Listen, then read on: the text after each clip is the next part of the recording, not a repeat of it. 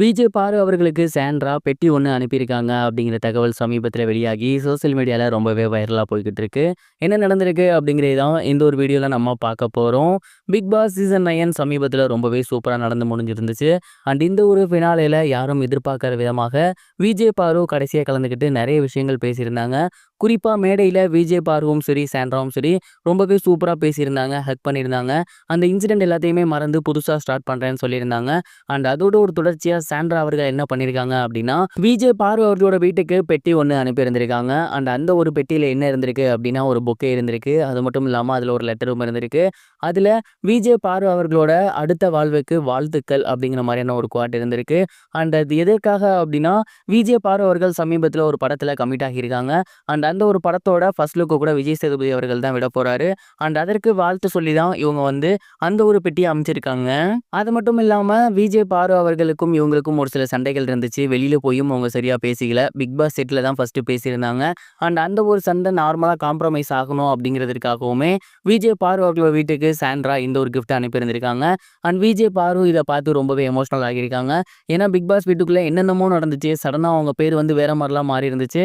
இதை பார்த்து அவங்க ரொம்ப ரொம்ப எமோஷனல் ஆகியிருக்காங்க. அதுக்கப்புறம் அவங்க கால் பண்ணி சாண்ட்ரா கிட்ட பேசியிருக்காங்க அப்படிங்கிறதும் தெரிய வந்திருக்கு. அண்ட் இந்த ஒரு விஷயத்தை தான் விஜய் சேதுபதி அவர்களுமே எதிர்பார்த்திருந்தாரு. பிக் பாஸ் வீட்ல இருக்க எல்லாரும் அதீத நல்லவங்களும் கிடையாது, அதீத கெட்டவங்களும் கிடையாது. ஒரு வாரம் நல்லவங்களா இருக்கவங்க, இன்னொரு வாரம் கெட்ட பேர் வாங்குவாங்க. ஒரு வாரம் கெட்ட பேர் வாங்குறவங்க, இன்னொரு வாரம் நல்ல பேர் வாங்குவாங்க. இதே தான் விஜய் பாரு அவர்களுக்குமே நடந்திருந்துச்சு. ஸோ அந்த ஒரு வாரம் அவங்களுக்கு மோசமானதாக அமைஞ்சிருச்சே தவிர, அவங்க மோசமான ஒரு பெர்சன் கிடையாது. அண்ட் இதுக்கப்புறம் விஜய் பாருவும் சரி, சாண்ட்ராவும் சரி லைஃப் லாங் ஒரு நல்ல ஃப்ரெண்டா இருப்பாங்க அப்படிங்கிறத எதிர்பார்க்கலாம். அண்ட் இந்த ஒரு விஷயம் இப்போ சோசியல் மீடியால ட்ரெண்டிங்கா போய்கிட்டு இருக்கு. இது பத்தி நீங்க என்ன நினைக்கிறீங்க? உங்களோட கருத்தை என்ன? மறக்காம கமெண்ட் பாக்ஸ்ல ஷேர் பண்ணுங்க. இது ஒருபுறம் இருக்க, பிரபல நடிகையான பூஜா ஹெக்டே அவர்கள் ரீசெண்டா கொடுத்திருந்த இன்டர்வியூ இப்ப சோசியல் மீடியால கொழுந்து விட்டு எரியுது அப்படின்னு தான் சொல்லணும். ஒரு 8 வருஷத்துக்கு முன்னாடி பிரபல பேன் இண்டியன் ஹீரோ ஒருத்தர் என்னோட அறைக்கு தனியா வந்து என்ன மிஸ்பிஹேவ் பண்ண பார்த்தாரு. அப்ப அவரை நான் கன்னத்திலே அரைஞ்சிட்டேன். அதுக்கப்புறம் அந்த ஒரு இன்சிடென்ட்க்கு அப்புறம் என் கூட அவர் படம் பண்றதில்ல அப்படிங்கிற மாதிரி சொல்லியிருந்தாங்க.